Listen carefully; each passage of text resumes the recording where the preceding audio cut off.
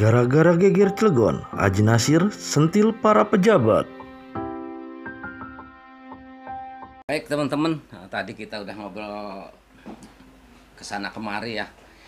Beberapa hal yang dibahas dengan salah seorang pemerhati sejarah dari Cilegon ya. Jadi ternyata di Cilegon juga banyak juga yang ini. Mudah-mudahan ini ke depannya generasi muda yang akan datang juga jadi tertarik ini untuk membahas masalah sejarah, terutama sejarah geger Cilegon ini untuk lebih lagi diminati dan lebih lagi dikenal Pak Ji di kalangan masyarakat Cilegonnya sendiri, terutama masyarakat Banten Pak Ji, karena ini kan namanya gerakan masyarakat Banten sebetulnya ini. Jadi bukan tanggung jawab pemerintah Kota Cilegon aja Pak Ji, kabupaten dan provinsi juga punya kewajiban, betul nggak? Ya. Iya, untuk mengangkat itu. Ya mudah-mudahan nanti setelah dengar obrolan kita ini Pak Ji lebih tertarik lah gitu, baik itu pemerintah kabupaten, kota maupun pemerintah gubernur provinsi ya, Banten. Provinsi Banten, karena memang lokasinya juga kan terjadi di beberapa daerah itu gitu. Seperti di Desa Sumur, di Toyomerto juga kan masuknya ke Kabupaten Serang gitu. Baik Pak Ji, barangkali biar lebih banyak yang mengetahui juga, kita ulas lagi lah perjalanan peristiwa geger Cilegon ini gitu ya. Tapi bukan cuma di peristiwanya aja Pak Ji, sebelumnya juga ya biar ada gambaran lah sedikit suasana pada masa pemerintahan Hindia Belanda ketika kesultanan sudah tidak eksis lagi lah gitu secara ininya gitu. Dari sana coba Pak Ji. Baik Pak Bambang, terima kasih para pemirsa semuanya. Nah, geger Cilegon ini sebetulnya memang istilahnya itu kan terkenal di Cilegon Pak Bambang. Iya, di Cilegon ya. Di Cilegon, menyebutnya itu geger Cilegon, kemudian perang Ki Wasit, ya. Gitu? Iya. Tetapi intinya berdasarkan penelitian yang dilakukan oleh Pak Sartono itu, bahwa peristiwanya ini kan bukan hanya di Cilegon. Iya, betul. Dilakukan oleh elit-elit pedesaan, elit-elit kiai, elit-elit haji yang tersebar di seluruh Banten. Maka Pak Sartono memberikan judul penelitian itu adalah pemberontakan petani Banten. Ya. Artinya sekupnya itu luas gitu. Iya. Cuman memang ada beberapa kawan-kawan kita yang kadang-kadang nggak terima dengan sebutan pemberontakan petani itu. Tetapi ini perlu dijelaskan, Pak Sartono juga sudah menjelaskan itu. Kenapa disebut pemberontakan petani? Ini mengambil elit-elit daripada tokoh-tokoh pelaku itu, di mana peserta daripada perjuangan itu kebanyakan elit-elit pedesaan. Elit pedesaan ya. Yang tersebar di seluruh wilayah Banten. Dari Tanara, Bojonegara, kemudian Terumbu, ya kan? Makanya disebutlah itu petani Banten. Karena emang elit-elitnya itu adalah elit-elit pedesaan, elit-elit kiai yang punya basis massa di pedesaan. Itu latar belakangnya. Jadi memang disebut pemberontakan petani Banten itu karena memang anggotanya juga pesertanya banyak dari petani para petani, nelayan sama pedagang. Jadi dalam konteks itu. Dalam konteks itu ya. Tapi kalau kita berbicara ke belakang, ya memang pemberontakan petani Banten atau geger Cilegon atau perang Ki Wasit itu bentuk kegelisahan masyarakat terhadap kondisi dan situasi yang ada pada abad itu. Pada abad itu ya. Kenapa demikian? Kita tahu bahwa abad 19, terutama awal abad 19, itu adalah boleh dikatakan ambruknya kekuasaan kesultanan. Saya sebut ambruknya kekuasaan ini karena apa? Sultannya masih ada. Sultannya masih ada. Sultannya masih ada pada awal abad 19 itu. Tetapi kekuasaannya sudah tidak ada. Sudah karena tidak apa? Ada, karena hanya sebagai lambang saja. Raja dijadikan sebagai lambang kekuasaan, lambang kesultanan, tetapi kekuasaannya itu sudah dikikis sedemikian rupa, dan itu sebetulnya terjadi sejak zaman Sultan Haji. Sultan Haji mulainya ya. Sultan Haji kekuasaannya itu udah dibatasi gitu. Iya. Nah, terkait dengan abad 19 sendiri, mungkin Pak Bambang juga sudah baca lah buku-buku sejarah Banten itu. Ketika Sultan yang terakhir itu mulai dari keterlibatan Ratu Fatimah gitu. Ratu Fatimah Ratu Fatimah yang ingin menghendaki keponakannya menjadi sultan, sehingga rela kemudian berkolaborasi dengan Belanda, mengatakan bahwa suaminya yang merupakan sultan waktu itu dianggapnya sebagai maaf, saya tidak mengatakan itu, tetapi ini sejarah gitu, betul. bahwa agak gangguan jiwa gitu, sehingga pada waktu itu diangkatlah keponakannya. Lanjut ke abad 19, dan pada saat itu adalah sultan itu kan sudah dilucuti. Dendles 1808 itu menganeksasi itu. Aneksasi itu ya boleh dikatakan mencaplok kekuasaan lah, dimasukkan ke dalam administrasi pemerintahan penjajah.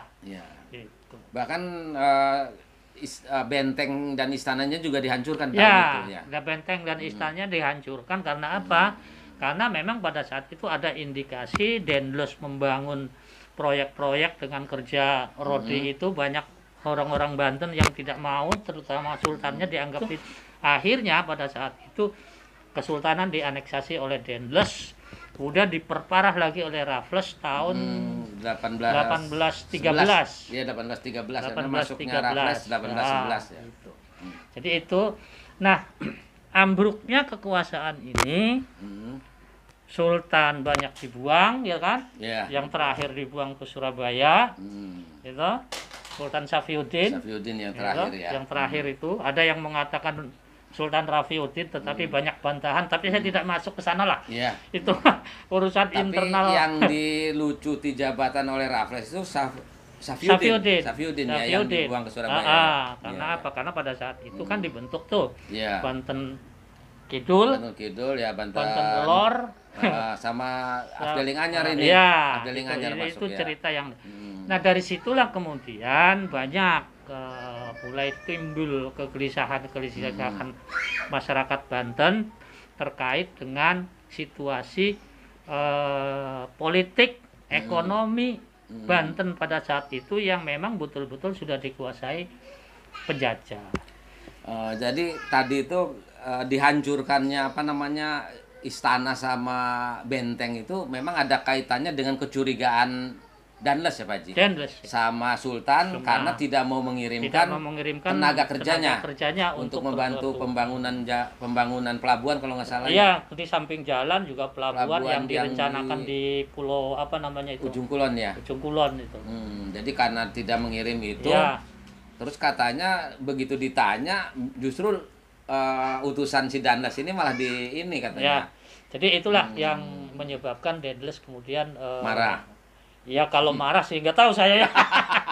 Membuat keputusan menganeksasi Kesultanan Banten ini gitu.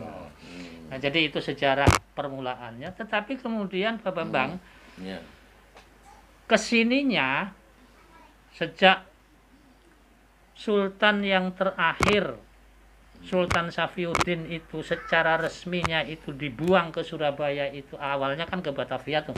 Ke Batavia dulu. Tahun 1823 kalau nggak salah itu. Itu resmi sudah dibubarkan kesultanan itu. Sultannya dibuang ke Surabaya. Disitulah mulai timbul pemberontakan di mana-mana itu. 1820, 1823, 1836, Nyi Gumpara. 45 yang digantung itu ya. Masalah yang digantung di pegantungan Serang itu ya. Serang, kemudian Cikande Udik dan lain sebagainya. Rentetan itulah yang merupakan manifestasi dari kegelisahan masyarakat Banten atas hegemoni penjajah. Karena apa?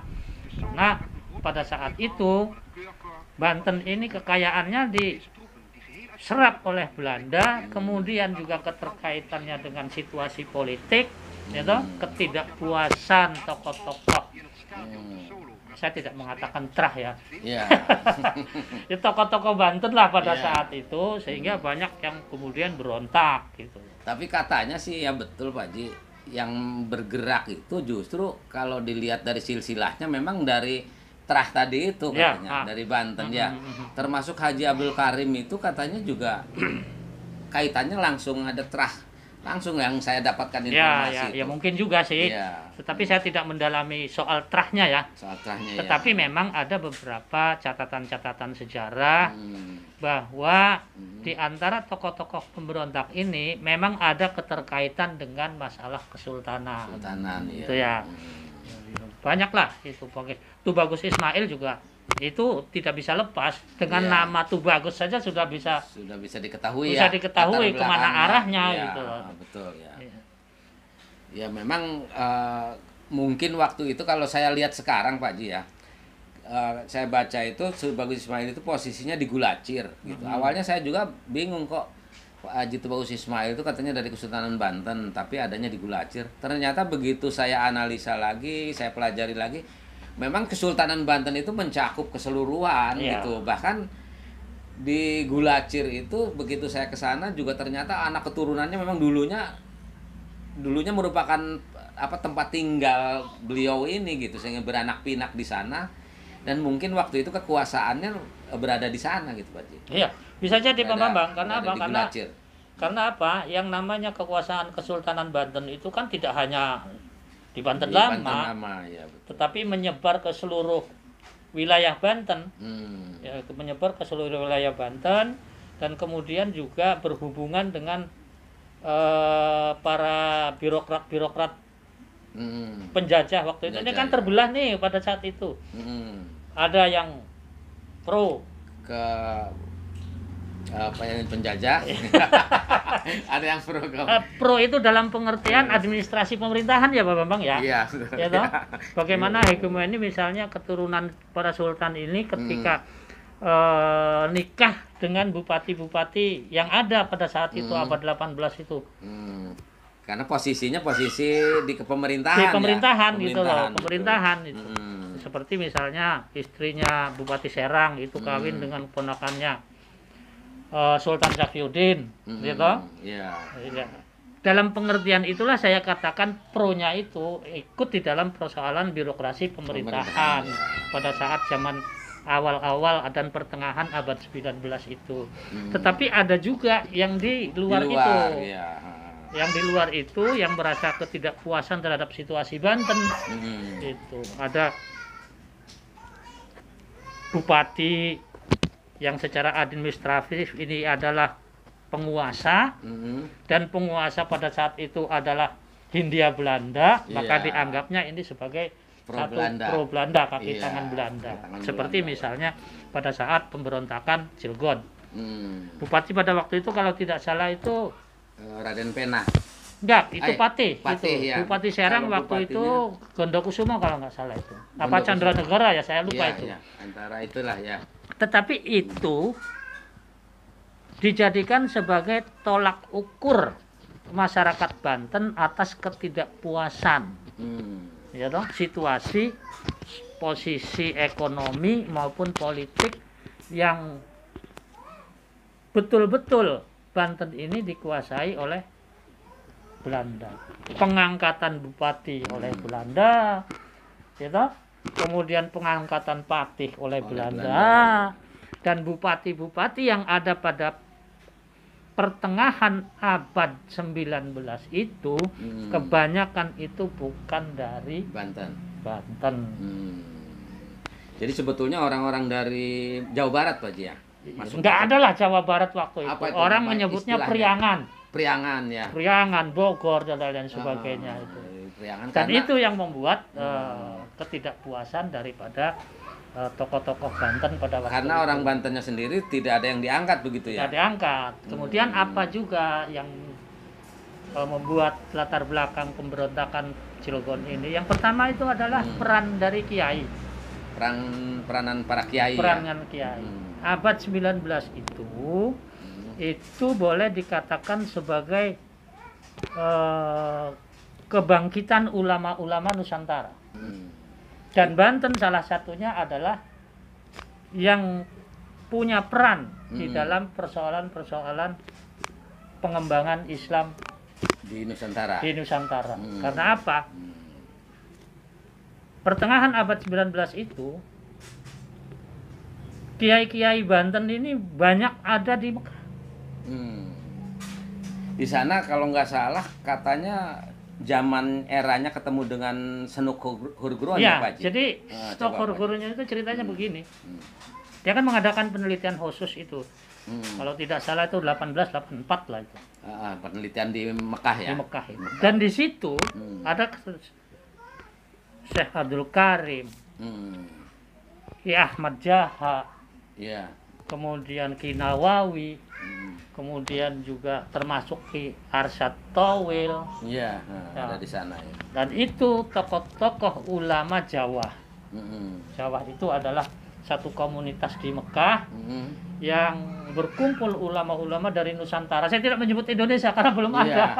Tapi di sana namanya Jawa. Jawa gitu loh. Dan di situ berkumpullah ulama-ulama dari Banten.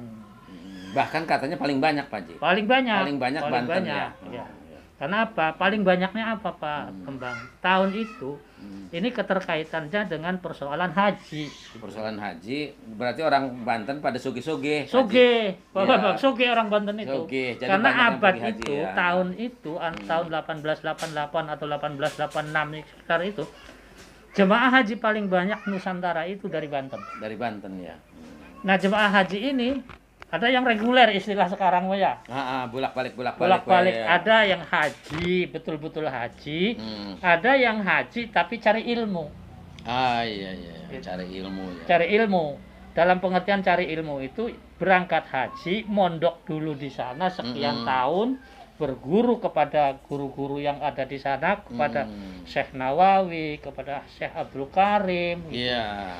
Pengaruh inilah yang kemudian dipompakan ke Nusantara. Karena apa? Pada saat itu terjadi masalah kebangkitan Islam di Banten. Dan di Banten posisinya waktu itu adalah dalam posisi dijajah oleh Belanda.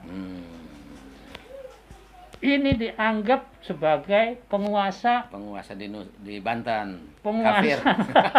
Penguasa kafir ya. Sekarang kalau kafir, bicara soal kafir itu kan itu. Ya, tapi enggak masalah lah karena pada saat itu memang dipompakan semangat itu sehingga yang muncul juga semangat perang sabil. Itu. Nah, siapa yang memompakan? Senuk Hurguronnya menyatakan bahwa pusat daripada penyebaran Islam ini, pusarnya itu ada di Mekah. Ada di Mekah ya. Dan Mekah inilah sebagai corong untuk memompa semangat-semangat keislaman di Nusantara. Maka diterjemahkanlah bahwa ini perlu ada perubahan-perubahan. Sehingga kemudian muncul pemberontakan di mana-mana ya toh. Jadi katanya sih justru Senuk Hurguronnya itu Pak Haji ditarik oleh pemerintah Hindia Belanda itu sebagai penasehat lah. Penasehat, tapi memang yang diberikan oleh Senuk Hurguronnya itu menurut saya mah positif terhadap umat Islam gitu, bukan menggencet gitu. Bahkan terakhir itu katanya Senuk Hurguronnya meninggalkan pemerintahan Hindia Belanda, berhenti lah gitu gara-gara pemerintahnya nggak mau nerima nasihat dia gitu. Tetap merangin orang Islam. Coba Pak Haji. Jadi begini Pak Bambang, Senuk Hurguronnya ini ada positif ada negatif.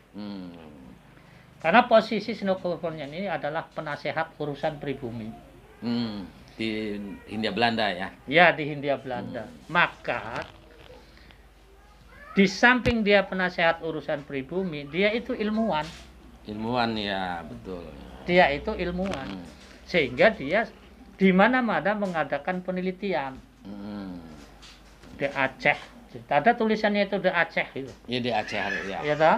Di Aceh itu kan. Itu kan hasil penelitian, tetapi berarti bukan punya tujuan tertentu untuk nanti dulu Pak Bambang, nanti dulu. Iya. Berarti Senuk Hurguronnya ini di samping sebagai penasehat itu punya peran di dalam persoalan-persoalan strategi, bagaimana Belanda menangani orang-orang Nusantara yang berontak itu.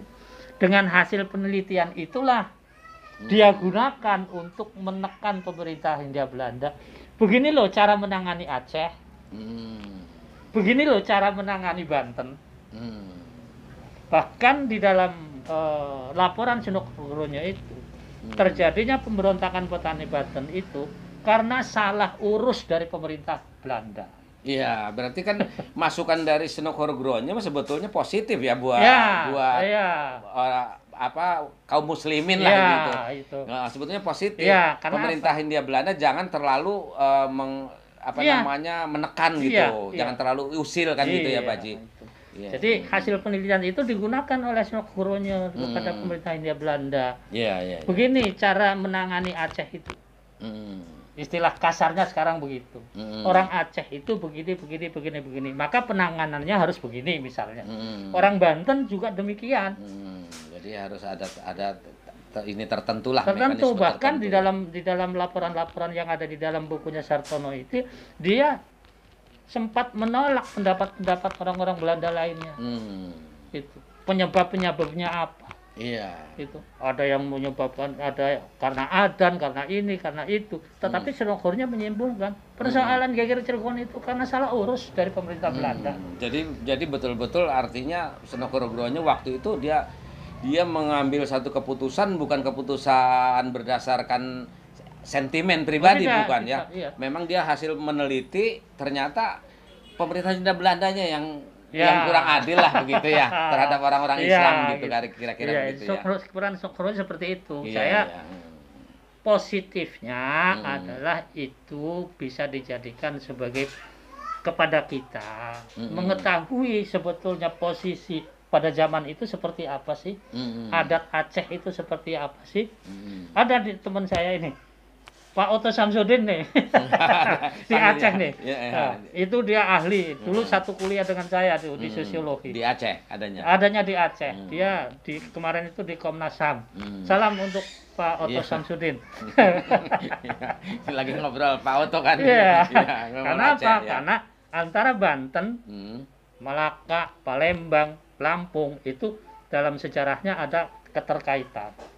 Keterkaitan situasi secara bersamaan, secara global itu di Nusantara. Gitu.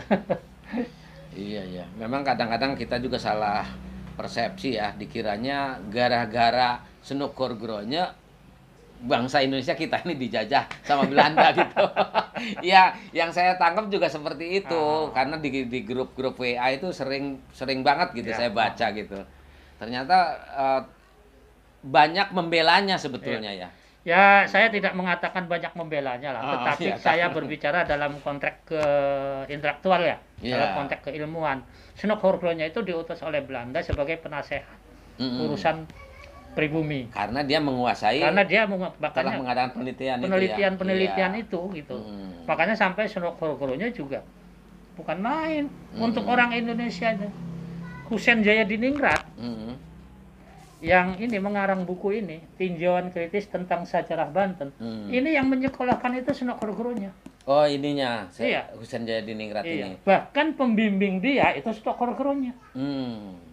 Makanya di Leiden itu yang namanya Husein Jayadiningrat itu ada Cerewong Cilegonnya mau patung ya. Oh, dibuatkan di sana ya. Dibuatkan sampai sekarang masih ada. Sekarang masih ada ya. Dan itu disebutkan peran Sunokogronya di sini nih. Ada tuh. Oh iya, Tuan Snow.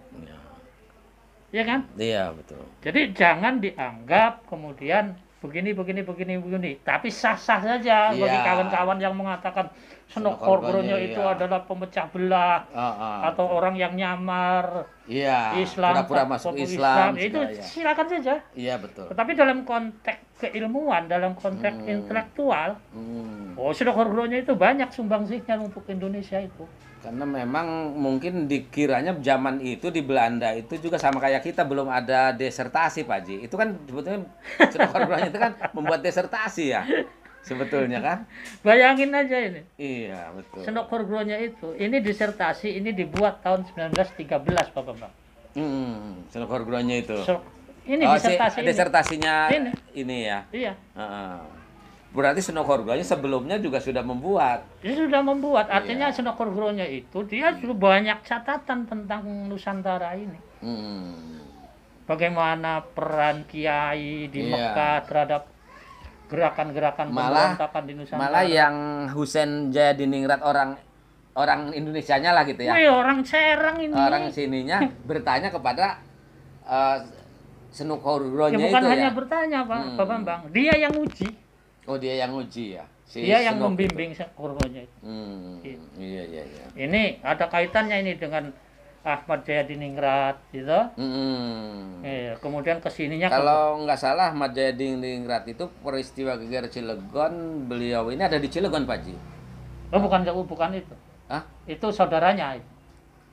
Ada di yang Ahmad Jayadiningrat, Pangeran Ahmad Jayadiningrat. Bukan, belum ada di GKR Cilegon itu. Belum ada. Belum ada. Yang katanya umur 9 tahun dia menyaksikan. Tetapi kan belum ada apa namanya? Belum ada peran di situ. Oh Jadi iya, masih kecil. Iya. Masih gitu. kecil ya. Ya dia iya. melihat aja gitu. Ah. Sempat melihat kejadian Karena itu. apa? Setelah pemberontakan petani Banten dapat sekian tahun penggantian bupati, itu jadi Bupati Serang. Berarti wajar lah kalau misalnya dia Betul. masih kecil pernah menyaksikan. Oh gitu iya, ya. bisa jadi Menyaksikan peristiwa itu katanya gitu. Waktu pembantaian di bisa lapangan. jadi karena gitu, yang dibantai alun-alun. itu kan termasuk pamannya. Termasuk pamannya ya. Nah, Nah ini Pak Haji, pamannya itu kan namanya Cakradiningrat ya, Wedana. Itu ternyata dimakamkannya di Temenggung, Pak Haji. oh, bisa jadi. Iya, dimakamkannya di Temenggung. Kalau Saya urusan- tahunya itu waktu itu pernah mendengar ada orang menggali makam di Temenggung. Katanya itu makam Cakradiningrat dibawa ke Jakarta, dipindahkan. Begitu sekitar tahun 70-an apa. Ya mungkin bisa jadilah kalau urusan makam saya. Iya. Dan Cakradiningrat itu adalah Bupati Serang. Bupati Serang. Ya setelah sekian Gondo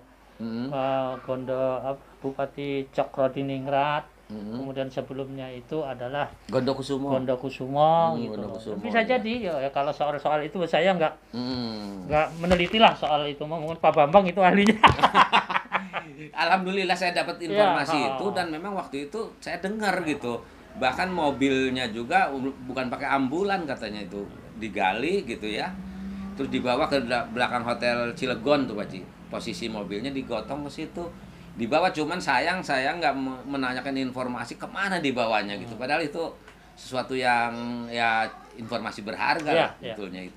Tapi mudah-mudahan ada yang dengar Pak Ji. Ya. Iya, mudah-mudahan ada yang dengar gitu. Ya mudah-mudahan keturunannya lah. Keturunannya ya. Terahnya itu kan sampai Terahnya, sekarang itu.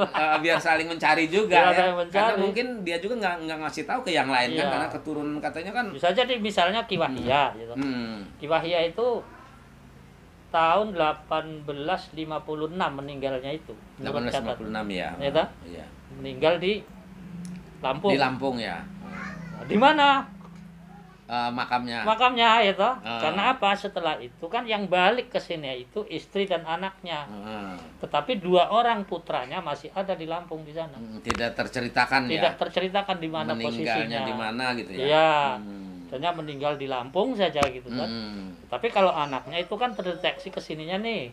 Karena apa? Karena anaknya salah satunya Mesir, kemudian anak perempuannya, dan kemudian itu pulang ke sini ikut di dalam pemberontakan Ki Wasit. Hanya kemudian dibuang. Dibuang akhirnya ya. Dibuang. Jadi mudah-mudahan ya kan kita lagi bahas masalah apa namanya Wakia yang meninggal di Lampung ya Pak Ji. Ya mudah-mudahan ada teman-teman dari Lampung, oh saya pernah menemukan makamnya misalnya kan gitu bisa saling komen-komenan lah nanti di medsos gitu. Ya. Ya untuk memperkaya ini hasanah sejarah kita gitu Pak Ji. Ya barangkali kalau lebih menjurus lagi kepada cerita geger Cilegonnya Pak Ji, biar lebih ini gitu. Artinya bagaimana awal muawalnya begitu sampai terjadi peristiwa ini dan katanya memang harusnya ini rencana sudah matang Pak Ji, rencananya sudah matang betul gitu. Ya, jadi gini Pak Bambang, kalau melihat kroniknya tentang peristiwa geger Cilegon ini, Pematangannya itu sebetulnya sudah lama, sejak kedatangan Ki Abdul Karim itu. Syekh Abdul Karim itu kan datang ke Banten itu 1876 ya. Loh, 74 apa 76 itu. Dan dialah yang mendakwahkan persoalan-persoalan keislaman, termasuk persoalan politik juga kan? Iya, karena apa? Politik. Karena di situ dipompakan tentang bagaimana kebangunan Islam melalui tarekat kan, tarekat Qadiriyah Naqsabandiyah. Nah, semangat yang digelontorkan oleh Syekh Abdul Karim ini, di mana-mana ada pengajian dalam itu ditangkap oleh murid-murid utamanya. Seperti ya kita jujur aja, misalnya Syekh yang di Sulawesi, Arsyad Tawil itu muridnya. Kemudian Ki Sadli, itu Bagus Ismail juga muridnya, termasuk Bagus Ismail. Kemudian yang dari Lempuyang, dari Abu Bakar itu dari Pontang. Nah, yang mencetuskan, menerjemahkan semangat dari Syekh Abdul Karim ini yang pertama kali adalah Ki Marzuki sebetulnya. Haji Marzuki ya sebetulnya. Haji Marzuki sebetulnya yang menggagas itu. Dan itu diterjemahkan oleh murid-murid daripada Syekh Abdul Karim, bagaimana caranya untuk mengusir penjajah dari Banten ya. Dari Banten. Ya. Itu pokok utamanya itu sebetulnya itu. Nah, situasinya seperti apa melalui mekanisme kata sekarang mekanisme ya. Mekanisme. Alur komunikasinya seperti apa nih? Nah, disitulah peran tarekat Qadiriyah Naqsabandiyah yang di situ kumpul ulama tuh. Para ulama dan murid-muridnya, para haji dan lain sebagainya kan. Sehingga teknisnya adalah dicari dari berbagai kegiatan. Ketika bulan puasa malaman digunakan untuk rapat ya toh. Kemudian juga kita kata orang sininya mengehol ya. Ngehol ada ya. Terus kok itu bisa bertahun-tahun Pak Ji? Bertahun-tahun mereka kan berunding nih, pasti kan ngobrol ya. Ngobrol juga pasti yang diobrolin bagaimana merebut pemerintahan kemerdekaan. Kok nggak sampai bocor ya? Gitu ya karena apa Pak Bambang? Itu digilir kan. Pertemuan sekarang ini di Tanara, besoknya ada di Kaloran, dan itu tidak khusus membicarakan itu, pertemuan itu ada dalam posisi pada saat pernikahan. Jadi samar-samar. Nah, di saat waktu kita zaman kecil kan, kalau pernikahan itu kan datang kiai dari mana-mana, ya kan? Ya. Ceramah kiai di situ. Kemudian disitulah digunakan, kiainya diundang semua. Setelah ceramah, kemudian kumpul di dalam, orang melihatnya bahwa itu kumpul-kumpul biasa. Ngobrol ya. Tetapi itu merupakan membicarakan tentang gagasan-gagasan itu. Sebetulnya itu termasuk musyawarah. Termasuk musyawarah di situ. Rapat itu ya. Termasuk yang di rumahnya Ki Ahya. Ki Ahya yang hajatan itu. Yang hajatan itu kan tidak khusus rapat. Tetapi menghadiri hajatannya anaknya Ki Wasia yang sedang dihitan. Tetapi itu dijadikan sebagai arena rapat, pematangan gagasan. Ya apa? Karena itu sudah menjelang 2 hari kalau nggak salah. Menjelang 2 hari, dan memang itu Pak Haji ya, yang menarik ya. Barangkali nanti Pak Haji bisa memberikan analisa-analisa. Sebelumnya ini kan rapat itu tidak pernah ada di Jombang Wetan, Pak Ji. Minimal di Saneja, Beji, terus malah di Ternate ada, di Ternate ada. Jombang Wetan tidak ada, dan Haji Ahya itu memang tidak pernah ikut juga gitu ya. Malah begitu di Jombang Wetan, para tokoh-tokohnya ya, seperti Haji Wasid, Haji Bagus Ismail, malah menunggu hasil rapat ini di Saneja itu Pak Haji. Gitu. Ya artinya gitu, karena itu kan pola komunikasi yang digunakan Pak Bambang. Pola yang digunakan komunikasi untuk mematahkan gagasan kalau itunya. Dan memang pada saat itu ketika Ki Ahya hajatan itu dijadikan oleh sebagian ya, saya katakan sebagian kan. Ulama-ulama yang hadir di situ sebagian. Karena apa? Malam harinya baru dilanjut.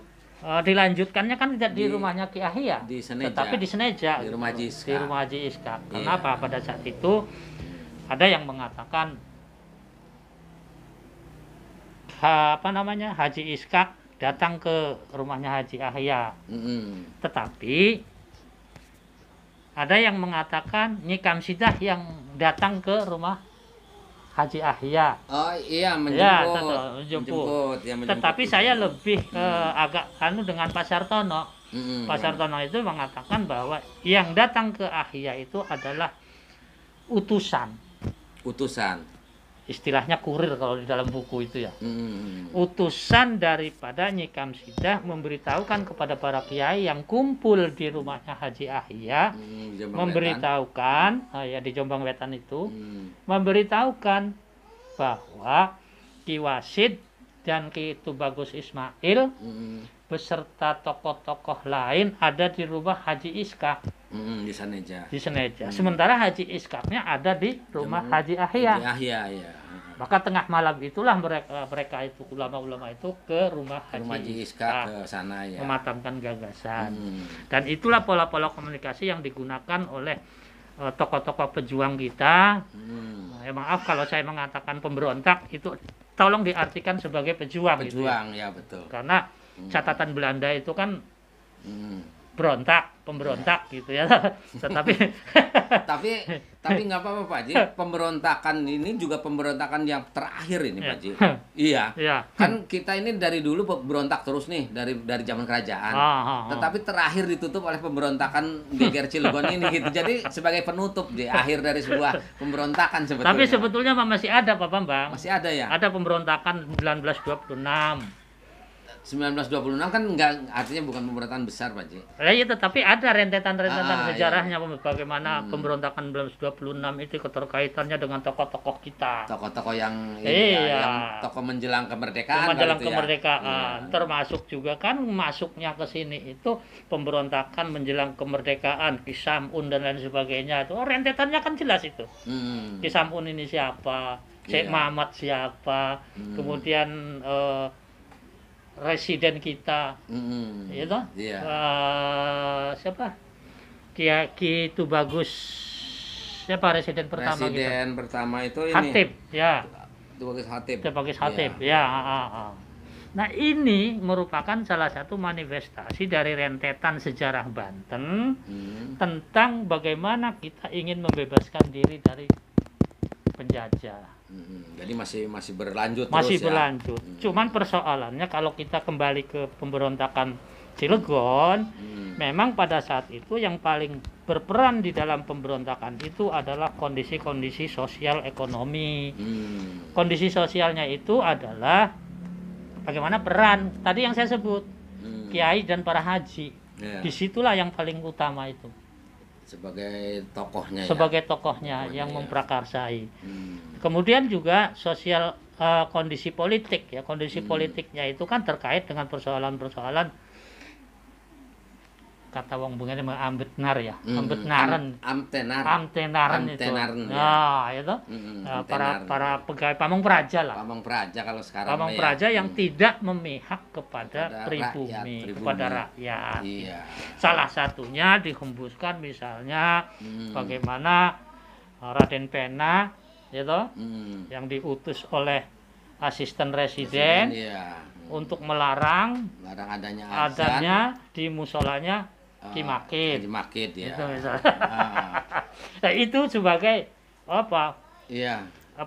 pemicu ya. Pemicu daripada semangat bagaimana. Jadi memang kebetulan juga asisten residen ini juga orangnya tertutup Pak Ji ya.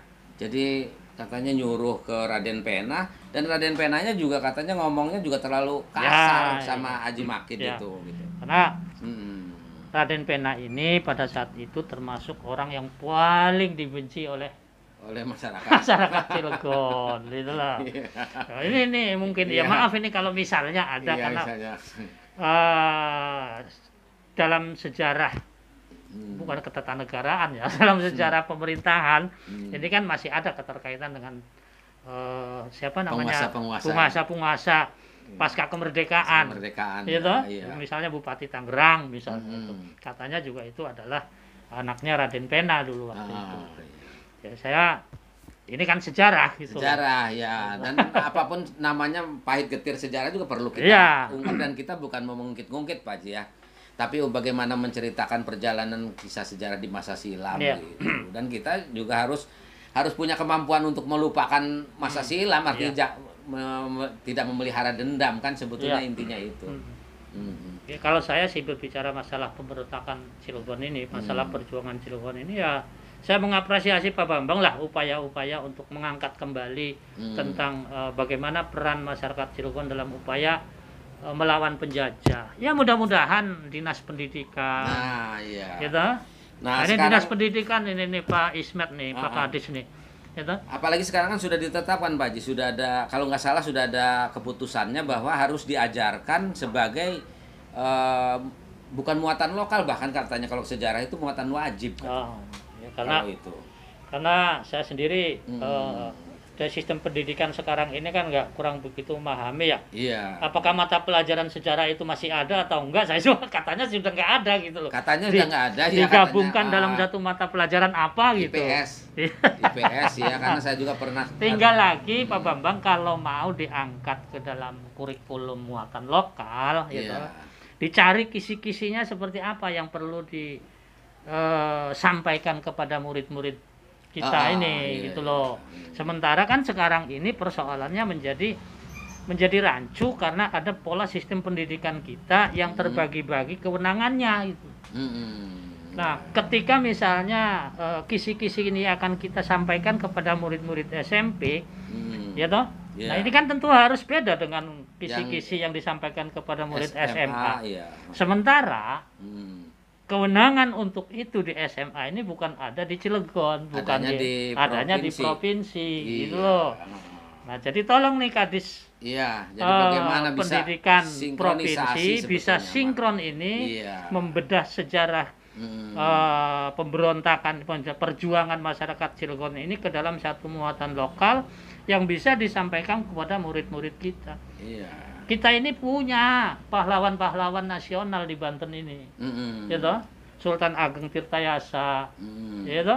Kemudian juga saya menyebutnya dalam tulisan di Indonesiana itu Ki Fatah Hasan, pahlawan nasional yang kesepian. Saya katakan kesepian karena apa, Pak Bambang? Iya, kenapa? Karena apa? Ki Fatah Hasan ini tokoh yang ikut di BPUPKI, tetapi ketika agresi Belanda ikut berjuang, entah di mana keberadaannya. Nggak ketahuan sampai sekarang. Makanya saya mengatakan pahlawan nasional yang kesepian. Kesepian malah hilang ya kalau gitu. Gitu. Karena apa? Tradisi di Banten kan banyak peziarah-peziarah tuh. Terutama dari keluarganya. Nah sekarang Sultan sampai Ki Fatah Hasan yang kakaknya Ki Sadli Hasan.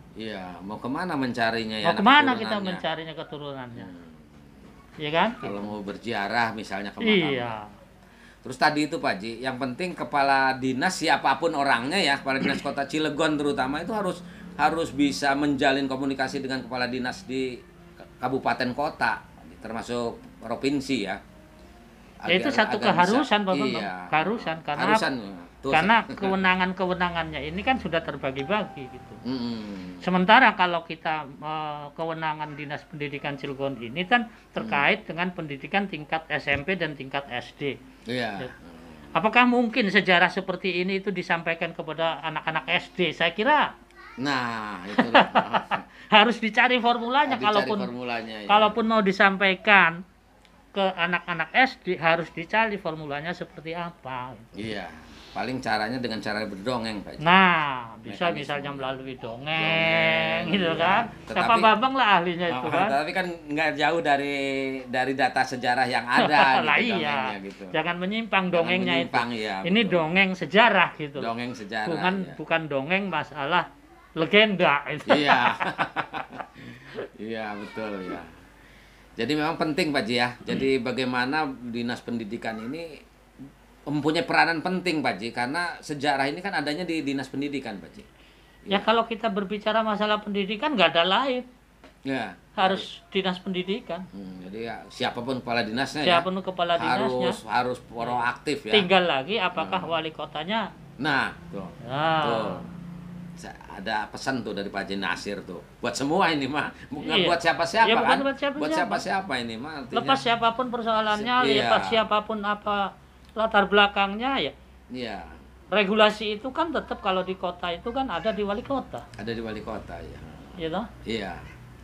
Jadi kemarinnya juga kan saya dengar juga bahwa sudah ada rencana mau diadakan monumen juga Pak Haji ya. Kalau menurut saya sih monumen itu penting, tetapi yang lebih penting lagi bagaimana nama-nama ini Pak Haji.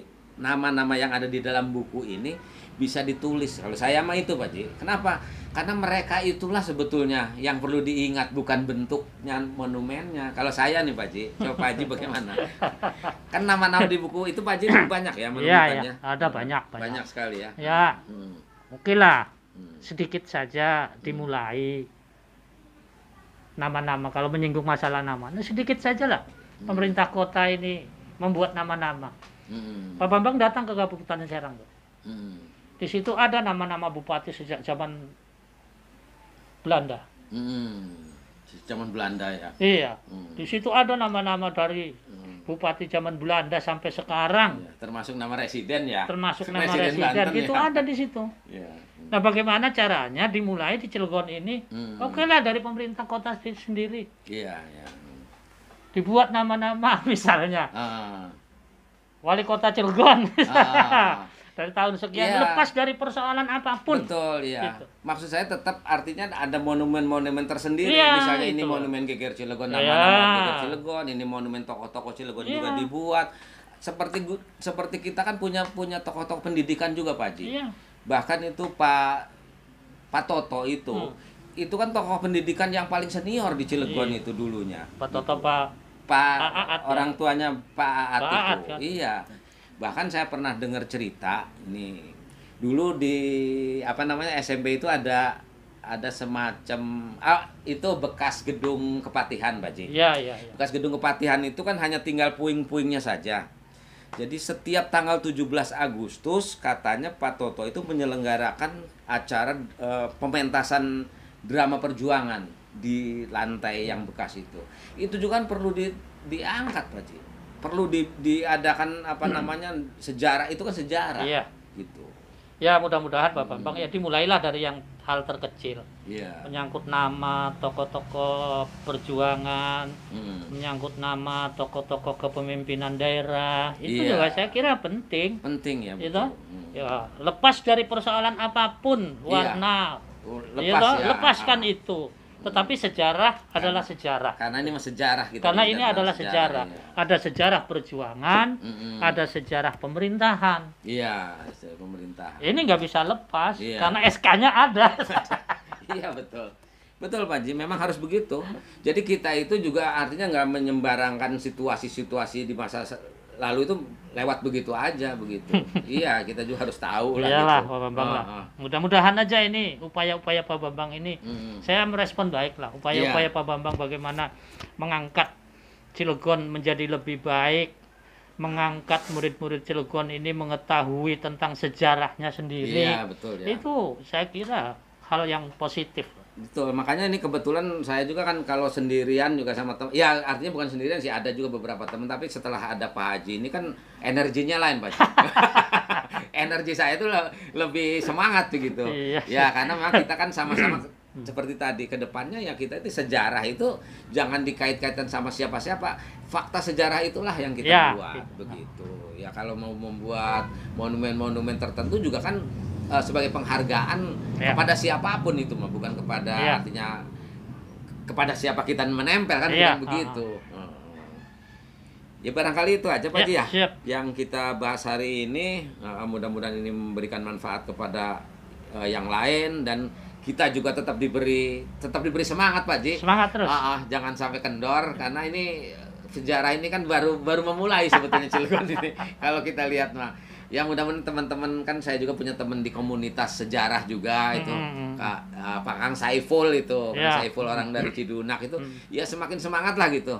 artinya harus menggantikan generasi kita ini Pak Haji. Ya. Iya, kita juga kan nggak selamanya kuat ngomong, lama-lama juga harus mereka juga kan generasinya itu, Kang Saipul dan kawan-kawan itu. Baik teman-teman sekalian, mudah-mudahan di lain kesempatan, terima kasih kepada Pak Haji Nasir yang sudah berkunjung ke workshop sejarah Geger Cilegon ini, dan minta doanya mudah-mudahan ini juga tetap bertahan Pak Haji, gitu, bertahan, dan bukan cuma bertahan, semakin maju lah, karena kalau saya sih lebih senang berharap teman-teman yang lain juga bisa menghidupkan lah begitu, menghidupkan suasana di workshop ini, karena biar tidak mati suri lah begitu sejarah itu, dan tidak berhenti juga gitu. Ya kalau misalnya kawan-kawan ya ingin mengetahui bukan secara lengkap, ringkasan daripada kronik perjuangan Geger Cilegon itu, saya kira bisa menghubungi Pak Bambang lah. Ya ini ya. Ini kawan-kawan semua, saya sudah bikin resensi buku tentang pemberontakan petani Banten, dan saya beri judul Kronik Perjuangan Geger Cilegon 1888. Iya. Ini bisa menghubungi Pak Bambang untuk mutu kopi atau ke saya langsung juga boleh. Dan ini kalau zaman sekarang namanya bisa dikatakan resensi bukunya Pak Sartono. Resensi ya. Tetapi memang resensi ini hanya kroniknya saja, persoalan latar belakangnya, tidak situasi sosial, situasi ekonomi abad itu tidak saya masukkan ke sini. Tetapi ini menyangkut sejarah pemberontakannya, sejarah perjuangannya, sejarah perlawanannya. Jadi mungkin gitu. Untuk sementara ini bisa dipergunakan untuk kalau di pendidikan ini bisa dipergunakan Pak Haji ya. Ya minimal lah gitu ya. Ya tergantung Pak Bambang, mau nggak gitu. Ya harus mau dong. Mau nggak ini? Gitu kalau saya sih berharap ini dijadikan sebagai referensi untuk karena untuk ini kan saya beri judulnya itu juga resensi buku pemberontakan petani Banten 1888 karya Profesor Sartono. Ini bukan karangan saya, tetapi ini resensi yang saya buat. Gitu. Iya betul. Artinya bisa dipakai untuk sebagai dasar wawasan lah, menambah wawasan dan sekaligus buat buku pegangan guru Pak Haji. Gitu. Iya. Kalau saya berharap itu ya biar kedengaran sama Dinas Pendidikan juga Pak Haji. Jadi kan. Salam aja buat Pak Ismat lah. Iya. Ya. Baik, terima kasih. Mudah-mudahan obrolan kita di sore hari ini bermanfaat. Di lain kesempatan nanti kita bisa ngobrol-ngobrol lagi. Mungkin di jalan Pak Haji ya, biar sambil praktek. Terima kasih. Wabillahi taufiq wal hidayah. Wassalamualaikum warahmatullahi wabarakatuh.